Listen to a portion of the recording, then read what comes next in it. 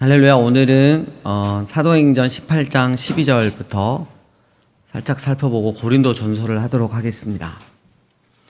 18장 사도행전 12절. 지금 바울이 고린도에 있습니다. 고린도에 있었고요. 그리고 나서 이제 11절 1년 6개월 사역을 하고 떠났습니다. 그래서 18절을 보시면 수리아로 떠나갈 때 이랬고요. 그 다음에 19절 보니까 다시 터키 쪽으로 넘어와서 에베소에 도착을 했습니다.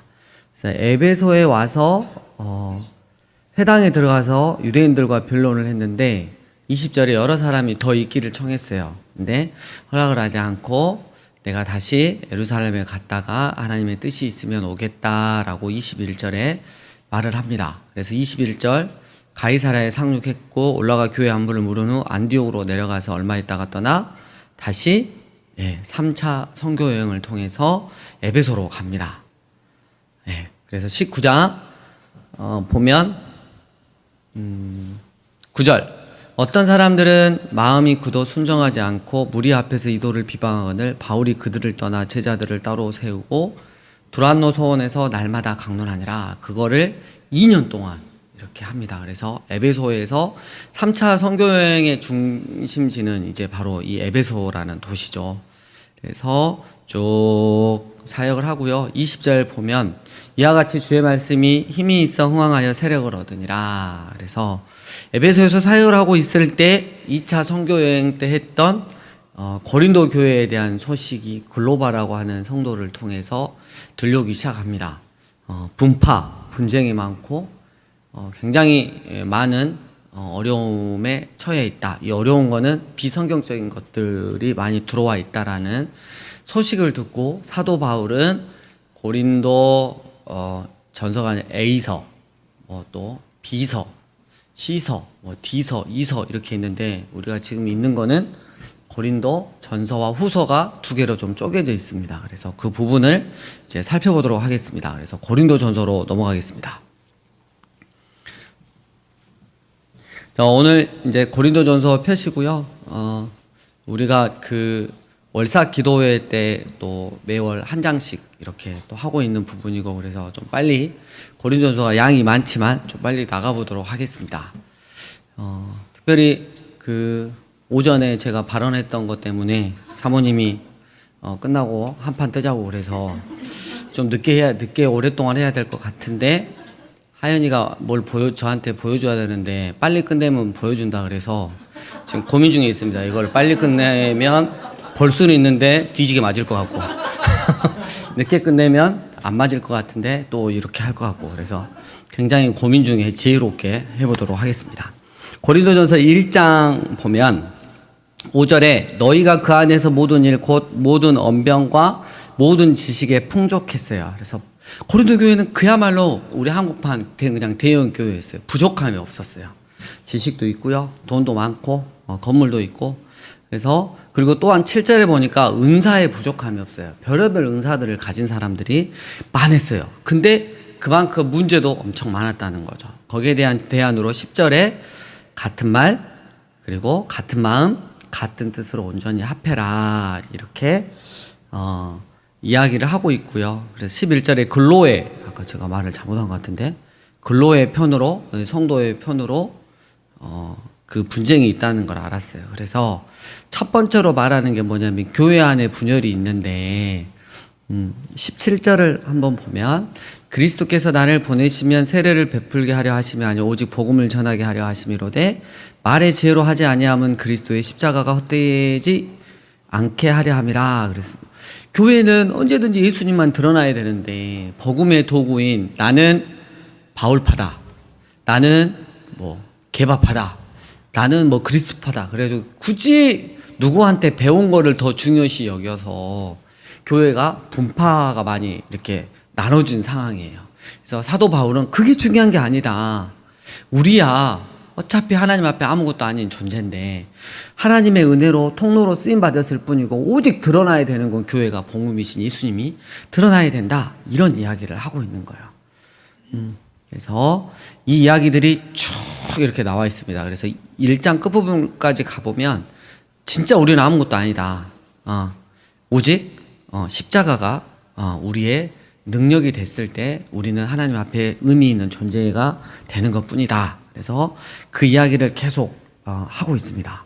그래서 이야기를 하고 있고요. 2장 14절에 확 넘어갔습니다. 육에 속한 사람이 나오는데 교회 안에서 육에 속한 자가 있으면 뭐가 문제냐면 예수님을 드러내는 게 아니라 나를 드러내는 거예요. 나를. 꼭 나의 의를 드러냅니다. 그리고 성령님을 거스려요. 그래서 육에 속한 사람이 물론 교회 안에 하나님께서 두 가지 알곡 가라지 같이 있게 하신다고 하셨잖아요. 주님 오실 때까지, 심판하실 때까지. 근데 교회가 육에 속한 사람들이 많아버리면 안 되죠. 적어도 육에 속한 사람은 이만큼 있고 나머지가 거의 다 영에 속한 사람, 주님께 속한 사람이 돼야 되는 거예요. 그래서 교회를 보면 우리가 어떤 사역들을 할 때 하나님만 복음만 이렇게 딱 주님만 드러나는지 아니면 내가 드러나고 늘 내 생각, 내 경험, 내 감정이 더 중요시 돼가지고 성령님의 뜻보다는 내 감정과 생각과 내 방법과 그동안 세상에서 했던 그런 방식들이 더 올라간다면 상당히 교회가 문제가 있는 것이다 라고 이야기를 하고 우리의 위치를 잘 알고 내려가라 이렇게 이야기를 하고 있습니다. 3장으로 넘어가겠습니다. 3장 1절 2절 보면 그 육신에 속한 자 특징이 있는데 뭘로 이렇게 지금 이야기하고 있냐면 마치 젖 먹는 아가처럼 이야기를 했어요. 그래서 여러분 우리가 체크해 봐야 될 게 갓난아이는 우리 하담이는 왜 엄마가 좋을까요? 엄마가 예뻐서 마음씨가 착해서 그런 거 아예 몰라요. 이유는 배고플 때 주니까. 이유는 단순해요. 굴잖아요. 근데 다 큰 성인이 난 왜 엄마가 좋을까? 그랬을 때 먹을 걸 많이 주니까. 이렇게 대답을 하면 상당히 문제가 있는 거죠. 그러니까 교회 안에서 계속해서 신앙이 자라가서 돼야 되는데 결국 우리가 큰 성인이라고 말을 하는데 늘상 바라는 게 주님한테 잘 먹고 잘 살고 이런 것만 바라면 그게 육에 속한 자다라고 예를 들어서 설명을 하고 있고 이제는 그러지 말아라 이렇게 이야기를 하고 있고요. 그 다음에 9절에 우리는 하나님의 동역자들이다. 그래서 싸움하지 말고 갈라지지 말고 어떻게든 잘 하나 되어서 섬겨라 이렇게. 저도 좀 이렇게 고민스러운 게 있는데 이제 목회자들 이렇게 모여서 같이 이야기도 나누고 사역들을 이야기 나누면 꼭 분파를 나누려고 하는 게 아니고 정말 마음이 어려울 때가 있어요. 같이 이렇게 잘 섞여야 되나? 이런 어려울 때가 있거든요. 좀 동의할 수 없는 부분들이 있어요. 근데 그럼에도 불구하고 하나님께서 진짜 마른 막대기 같은 부지깽이 같은 자들을 들어서서 주의 은혜로 주의 종을 만드셨잖아요. 그러니까 내 위치를 안다면 얼마든지 그들을 더 포용하고 그들을 위해서 기도하고 하나가 되기 위해서 내가 더 많은 것들을 섬기고 포기할 줄 아는 그런 게 돼야겠더라고요. 그래서 어느 순간에는 젊었을 때 목회할 때는 정말 내가 많이 더 수면 위로 올라왔다면 지금은 이제 좀 철이 들어서 나를 좀 더 많이 죽이고 어떻게든 잘 섬김으로 여러분도 교회 공동체 안에서 누구든 동등한 교육자로 잘난 척하지 않고 우리 하나님께서 하실 일들을 우리가 통로가 되어서 섬긴다는 건 너무 감사하다. 그래서 여기 밑에 이제 10절 이하로 쭉 보면 나중에 건물로 말하면 준공검사 받을 텐데 우리의 터가 오직 예수님이신 그리스도가 되게 해야 한다라고 이야기를 하고 있습니다. 또 넘어가겠습니다. 네. 4장도 넘어가겠습니다. 자, 5장으로 넘어가겠습니다. 빨리 하니까 괜찮죠? 여러분, 네. 자, 5장은 음행에 대해서 나와요. 그래서 음행을 하는 걸 보니까 이방인도 하지 않는 것을 해요. 그게 아버지의 아내를 아들이 취하는. 근데 여기서 이제 포인트가 뭐냐면 교회 안에 뭔가가 그렇게 잘못됐는데 왜 징계를 안 내리냐 이거야. 왜 이런 거를 나가볼까봐 걱정하고 문제가 막 더 크게 될까봐 그런 거 막 이렇게 해가지고 야곱처럼 그렇게 숨기려고만 하고 아무렇지도 않은 척하고 넘어가느냐 이거예요. 주님의 교회 공동체는 분명히 거룩한 공동체이기 때문에 뭔가가 잘못이 있다면 교회가 반드시 징계를 해야 된다는 거죠. 그 징계의 그 사유가 사랑하니까. 그리고 그 징계를 통해서 돌아오라고. 이스라엘이 바벨론에 의해서 멸망당했어요. 그리고 그 바벨론 포로로 끌려가서 70년 동안 있었는데 하나님께서 에레미야 선지자를 통해서 말씀하시죠. 징계를 분명히 내렸어요. 엄청난 큰 징계죠. 거기서 평안히 집도 짓고 애도 낳고 그래라. 이유가 뭐예요? 70년 동안 내가 너희를 보호해 줄 거고 그 다음에 다시 돌아오게 할 거라는 거. 그러니까 우리도 메시지가 그러는 거잖아요. 그 성도가 하나님 앞에 바로 서기를 바라는 마음이지 다른 게 아니고. 그래서 교회는 늘 거룩해야 된다. 마찬가지로 10절이나 11절 이렇게 보면 세상 가운데서는 구별돼야 된다. 분리되는 게 아니라 구별돼야 된다. 그래서 그런 이야기가 있고요. 11절은 특별히 악한 사람들과 어울리지 말라는 거. 아합, 북이스라엘의 아합 왕과 어울렸던 남쪽에 선한 왕이 있었죠. 여호사밧 왕이었잖아요. 그래서 굉장히 어려움을 많이 겪잖아요. 그래서 악한 자들과 절대 어울리지 마십시오. 속으로 내가 악한 자인데 이런 건 아니겠죠. 예. 자, 6장을 보면 교회 안에 또 다툼이 있었나 봐요. 다툼이 있는데 내가 정말 억울해. 제가 민지랑 저랑 다툼이 있었어요. 근데 진짜 제가 민지로 할까요? 예, 막 이쪽으로 계속 제가 화를 내고 민지 청년이 진짜 억울함이 있었어. 그래가지고 이게 어떻게 보면 또 자기한테 손해도 엄청 가는 거야. 그래서 요거를 그대로 세상 법적으로 가서 민사를 걸어도 자기가 승리할 것 같아. 근데 민지 청년이 너무 신앙이 깊어가지고 그러지 않고 차라리 내가 손해 보겠다. 왜냐하면 교회가 부끄러우니까, 주님의 교회가 부끄러우니까 내가 손해 보겠다 하고 이 모든 상황들을 하나님께 넘기고 자기는 오늘 하나님 말씀 때문에 행복하고 즐겁게 살아가는 거. 이걸 하나님께서 바라시는데 이 고린도 교회는 그게 아니에요. 우리 민사로 가, 민사. 한번 해봐, 누가 이긴가. 그래가지고 세상 사람들 막 매스컴에 막 TV에 뉴스에 나와도 날마다 막 싸우고 막, 그 보안업체 불러가지고 막 어깨 막 이런 분들 막 교회 막 비치시키고 막 서로 싸우고 이런 것들 많이 봤잖아요. 고린도 교회가 그랬다는 거예요. 그래서 여러분, 우리가 하나님의 주권을 인정한다면 내가 손해보면 되는 거예요. 내가 좀 억울해도 말하지 않아도 돼요. 왜냐하면 우리가 중요한 게 하나님 앞에 설 거고 하나님이 알아주시면 되는 거예요. 예. 이것들을 알았을 때 이제 화를 많이 없앨 수 있잖아요. 그죠?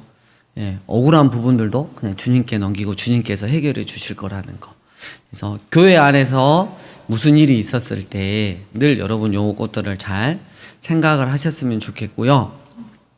15절 보면 우리 몸이 그리스도의 지체인 줄 알지 못하느냐, 내가 그리스도의 지체를 가지고 창녀의 지체를 만들겠느냐, 막 이렇게 하는데, 여러분 우리는 주님의 이 교회된 몸의 하나하나 지체다. 그래서 여러분이 조금 가치 있다 싶으면 나는 교회의 눈이야, 뭐 이렇게 할 수 있고, 나는 뭐 보잘것 있겠어, 나는 발에 저기 새끼 발가락 정도 이래도 상관없고, 그래도 하나의 몸이에요. 예, 눈이 자기 잘난 척 한다고 발가락을 무시하는 순간 또 큰일이 나잖아요. 예. 그래서 우리가 늘 그 우리의 몸으로, 하나된 몸으로 하나님께 영광을 올려드려야 됩니다. 그래서 18, 19절에 특별히 음행에 대해서 나오는데, 음행이라고 하는 건 몸 안에다가 죄를 짓는 거다. 그래서 조심해야 된다라고 이야기를 하고 있고요. 7장에 어려운 게 나왔어요. 결혼 문제에 대해서 나왔는데, 막 이러기도 하고 저러기도 하고. 왜냐하면 여러분, 원래 이제 이렇게 딱 잘 믿는 선남, 선녀, 믿음의 사람이 만나서 가정을 이루고 이러라고 쭉 그렇게 가면 뭐 별 문제가 없겠죠. 근데 우리가 살아가는 인생이 그렇지 않잖아요. 둘 다 안 믿었는데 나중에 결혼하고 나서 예수님을 둘이 믿을 수도 있고요. 둘 다 믿었는데 아내만 믿어가지고 교회를 다니는데 남편이 좋게 이렇게 잘 따라주고 인정해 줄 수도 있지만 막 핍박하는 수도 있고, 또 남편만 믿고 아내가 안 믿을 수도 있고, 여러 가지 상황들이 있는 거예요. 그래서 사도 바울이 이야기를 했어요. 여러 가지 상황들이 있는데 무슨 말 하는지 잘 모르겠어요. 그냥 화평 중에 우리를 부르셨대요. 그리고 확 헤어져 불러라 그래 놓고 혹시 모른다, 하나님께서 그 자를 구원해 주실지도 모른다, 뭐 이런 이야기를 하시니까 너무 많이 어렵거든요, 결혼의 문제에 있어서. 그래서 경우의 수가 너무 많은데 결국 화평 중에 너희를 부르셨다. 근데 얼마만큼이면 이런 거는 성령님에 대해서 특별히 더 민감해야 되잖아요. 이런 부분들에 대해서 지금 이야기를 하고 있고, 그래서 결혼이라고 하는 건 할 때 잘해야 됩니다. 결혼은 할 때 잘 점검해 보고 할 때 굉장히 잘해야 되고, 특별히 또 우리가 하나님 앞에서 이렇게 결혼을 꿀 때 믿지 않는 자와 함께 하려고 나는 결혼을 통해서 선교를 완성할 거야, 이런 씨알데기 없는 말 하지 마시고, 자기 욕심 들어가는 말 하지 말고 믿지 않는 자와 결혼하는 거. 근데 요즘에 슬픈 현실은 그렇죠. 남자가 저 여자가 되게 마음에 들어 가지고 막 해가지고 했는데 저는 예수님 믿는데요, 이 말을 하는 거야, 여자가. 그럼 아이씨 재수없어 하고 가버림. 이게 이상한 시대가 됐다니까.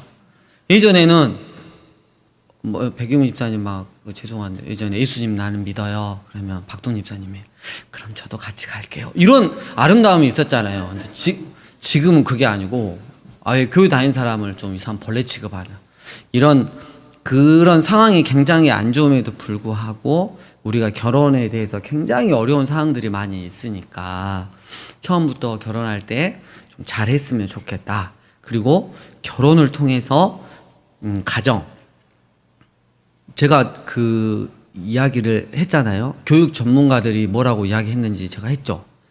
안 했나요? 자녀들은 83%가 보는 곳으로 큰대요. 여러분께 부모님들 뭐 교육시킬 필요 없어요. 엄마 아빠 보고 다 크는 거야. 83%가. 세종이는 뭐 엄마 보고 크는 거야. 세종이가 엇나가. 엄마가 엇나갔겠지. 이렇게 생각하면 돼요. 83%가. 이제 어쩌다가 17% 안에 들면 좀 갑자기 이제 막 그 효자가 막 엄청 나올 수가 있지만, 우리가 거의 그렇다는 거. 그래서 여러분 교회하고 학교가 먼저가 아니에요. 그래서 제가 그 교육청 가서 발표할 때 이런 말을 했어요. 우리 너네스쿨은 가정을 대신해주는 학교가 아니다. 그리고 막 기숙해가지고 막 애기를 막 사람을 만들어 놓고 그런 학교 아니다. 우리는 가정을 세워주는 학교다 이랬어요. 가정에 어떻게든 협력해가지고, 왜냐하면 가정이 바르게 쓰고, 그래서 내가 늘상 믿음의 부모님들 쉬지 않고 기도하는 이유가 그거예요. 83%라니까. 교육이 끝나버려요. 그냥 17% 갖고 교회와 학교가 그렇게 우리 편으로 하면 피똥을 싸면서 애들 교육을 시키는 거야. 83%가 부모님인데. 여러분 우리가 이걸 잘 기억을 해야 돼요. 그래서 하나님께서는 얼마나 그 가정, 그 하나의 교회를 귀하게 여기시는지, 사탄은 얼마나 하나님께서 그걸 귀하게 여기시는지 알고 할 수만 있다면 가정을 완전히 파괴하려고. 그래서 전 세계적인 추세 보세요. 부모님이 아이들 성별도 결정하지 못하는, 함부로 손도 못 대는 이런 지금 시대잖아요. 제가 우리 뭐 아들 뭐 마음에 안 들어가지고 말을 똑바로 안 들어가고 회초를 때렸는데, 우리 아들이 법과 정치를 막 배우면서, 지금 안 배우지만 배우면서 이런 건 신고해야 되는데 그러고 경찰에 신고하면 저는 먼저 잡혀 들어갑니다. 지금 이게 법이에요. 에이 설마 우리 애가 그러겠어? 한번 때려보세요. 주아가 신고한가 안 한가. 네. 정말 무서운 세대에 살고 있습니다. 이 시대가. 그래서 우리가 결혼에 대해서 지금 이야기를 하는데 좀 더 갔습니다. 자녀 교육까지. 저기 7장 35절 두 번째 줄, 오직 너희로 하여금 이치에 합당하게 하여 흐트러짐이 없이 주를 섬기게 하라. 결혼이든 독신이든 혼자 살든 아이가 또 있든 하나님이 또 허락해 주 있든 흐트러짐 없이, 주님을 향한 흐트러짐 없는 마음가짐으로 이렇게 살아가고 주님을 또 섬길 수 있게 하는 게 바로 결혼이고, 또 혹은 혼자 사는 거고, 은사가 있으면 그 이야기를 하고 있고요. 8장으로 넘어가면 우상 제물이 나와 있어요. 그 당시에는 짐승들을 잡아서 우상들한테 먼저 드리고 그게 내려와서 식육점으로 가서 식육점에서 그걸 싸게 팔았어요. 그러니까 이걸 이제 좀 싸게 파니까 힘든 사람들은 얼마든지 사 먹을 수 있잖아요. 그러니까 이런 거 갖고 또 문제가 됐어요. 우상하게 바쳐진 음식을 먹네 마네 막. 근데 사도 바울이 그랬죠. 9절에 너희의 자유가 믿음이 약한 자들에게 걸려 넘어지게 하는 것이 되지 않도록 조심해라. 그러니까 여러분 우리도 뭐 그 한국에는 제사가 많이 있는데 가서 이렇게 제사상에 올라간 것 중에 내가 너무나 좋아하는 게 있어요. 쉽게 말하면 꽃감이 있었어. 너무 좋아하는 꽃감이. 근데 이 분위기는 내가 먹어도 뭐라고 정지할 분위기는 아니야. 편하게 먹을 수 있는데 이렇게 먹으려고 입을 딱 벌리는 순간 저쪽에서 야 교회 다니는 사람이 제사 음식 처먹어야 진짜 어이가 없다 이런 말이 들리면 어때요? 어쩔 TV 하고 먹어버리면 안 되고 그때는 어때요? 멈춰야죠. 그래서 그리고 믿음이 약한 사람들이 그런 걸 봤을 때 시험에 들었을 때 특별히 그런 것들을 잘 조심하고 로마서도 15장 이렇게 보면 믿음이 더 있는 사람들이 늘 잘해야 되는 게 뭐냐면 믿음이 약한 자들이 시험 들지 않고 잘 설 수 있도록 섬겨주라 그랬거든요. 가르치지 말고 뭐라고요? 섬겨주라고. 그렇게 이야기를 하고 있습니다. 그 이야기가 8장 이렇게 나오고요.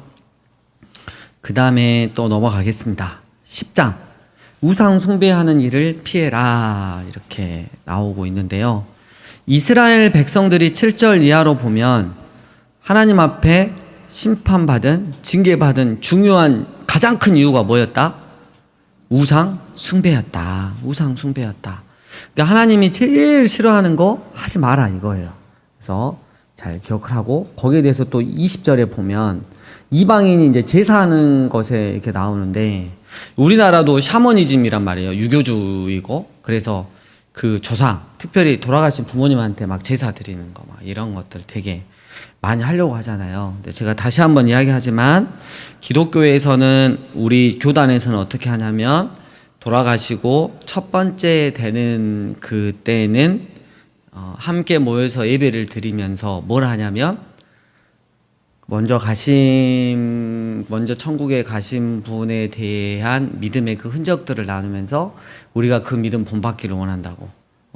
이런 이야기들을 되게 이제 하죠. 그러면서 식사교제하고 그 다음 연도부터는 또 하는 게 아니에요. 이게 꼭 제사하듯이 예배를 꼭 1년에 한 번씩 하려는데 그거는 진짜 비성경적이다.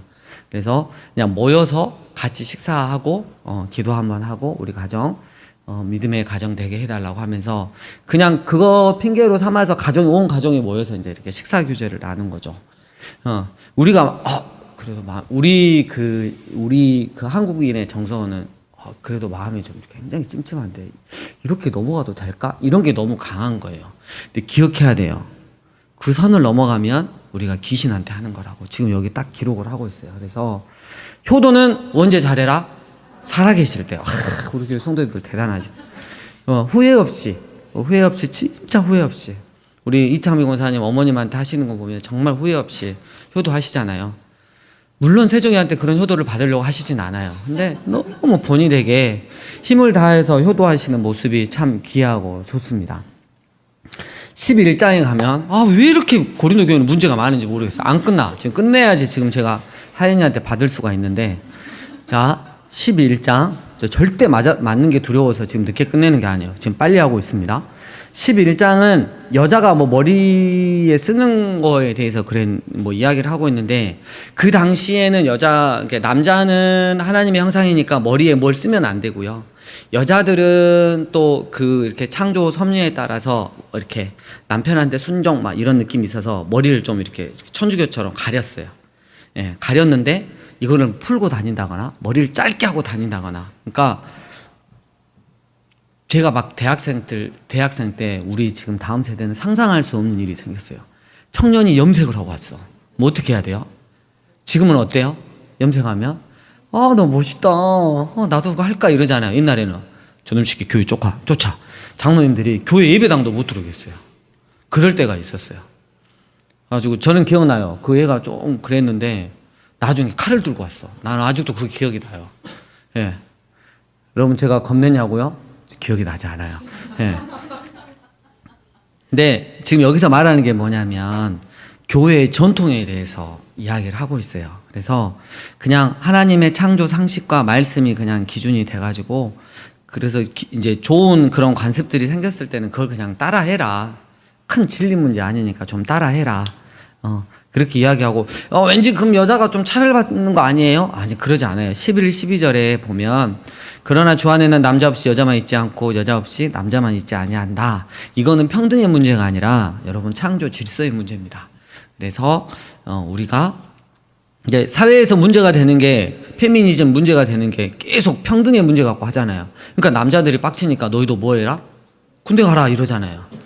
창조 질서의 문제에 입각해서 여자들이 연약해서 무거운 짐은 남자들이 들어주면 좋겠어요 하고 하면 와 박수 쳐주고, 역시 남자들이 있어서 좋은 게 있네요 이렇게 인정해주면 되는데, 꼭 같이 가보려 그러니까 문제가 되는 거야. 이거 유튜브 나가면 또 문제가 될까 모르겠네. 아무튼 이건 창조의 문제다. 그 다음에 이제 17절 이하에 성찬에 대한 거 또 문제가 있어요. 아니 여기를 성찬을 하려 그러면 같이 모였을 때 은혜롭게 해야 되는데, 먼저 와가지고 음식까지 장만해서 부자들은 부자들끼리 먹고, 엄청 또 포도주도 엄청 마셔갖고 취해불고, 나중에 일 늦게까지 하고 오신 분들, 가난한 분들은 먹을 것도 없고, 이러면서 그냥 아예 그 성찬의 의미가 아예 그냥 퇴색을 시켜버리는. 그래서 23절, 24, 25, 26 이렇게 보면, 이 성찬을 하는 이유는 주님의 죽으심이 어떠한 죽으심인지를 그대로 기억하면서 전하기 위해서 하는 거잖아요. 근데 고린도 교회가 그걸 깨버렸어요. 그래서 정신 바짝 차리고 해라. 몸을 잘 분별하고 먹고 마시고 해라. 그래서 이야기가 있고요. 12장은 은사입니다. 여러 가지 은사가 있는데, 여러분 이 은사는 주님의 교회를 섬기기 위해서, 어떤 사람은 사람들 눈에 자주 보이는, 그래서 특별히 찬양의 은사가 있으신 분들은 어때요? 앞에 많이 쓰잖아요. 근데 정말 조심해야 되죠. 이런 분들은 찬양 사역자들이 제일 많이 무너지는 게 돈이 아닙니다. 여자입니다. 남자 여자 관계 때문에. 지금도 여러분 그 인터넷 유튜브에서 조금만 이렇게 보시면 한국 교회 신실하게 보였던 찬양 사역자, 바로 옆에 있는 싱어와 그런 관계, 이런 것들이 뉴스에 뜨거든요. 정말 조심해야 되는 거야. 그러니까 여러분 은사가 좋아서 앞에서 이렇게 한다고 해서 좋을 게 아니에요. 더 조심해야 될 게 훨씬 많다는 거예요. 나는 은사가 없는데 나는 그냥 해봤자 맨날 교회에서 그냥 밤 열심히 하고 청소하는 것밖에 없는데, 여러분 그게 정말 큰 은사입니다. 하나님께서는 너무 귀하게 생각하셔요. 주님의 교회 공동체를 이루어가는데 한 성령님 안에서 그런 것들이 다 모여서, 그래서 우리가 몸을 차별하면 안 되듯이, 아까 눈, 그 다음에 뭐 코, 뭐 입, 뭐 이렇게 손가락 이런 것들 차별하면 안 되듯이, 손가락 이쪽에다가 고통을 주면 여기만 아프고 나머지는 시원하지는 않잖아요. 다 아프잖아요. 마찬가지예요. 같은 그 은사는 주님의 교회를 세우기 위해서 샜다, 이런 이야기가 나오고, 13장에 보면 그 은사들의 기본은 뭐가 돼야 된다? 사랑이다. 오래 참아야 된다. 참고 견뎌야 된다. 이게 사랑입니다. 예, 사모님은 이걸 명심하시고 이따 저를 대해 주시면 되겠습니다. 자, 14장으로 가면 방언과 예언에 대해서 이렇게 나옵니다.